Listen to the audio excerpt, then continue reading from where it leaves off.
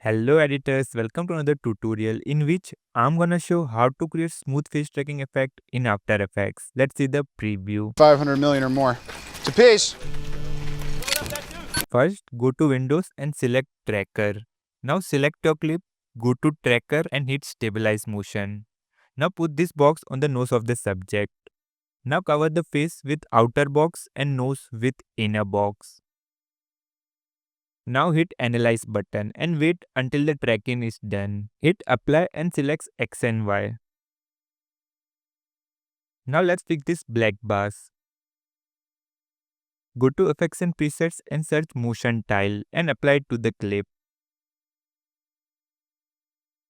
Select Mirror Edges and increase the values.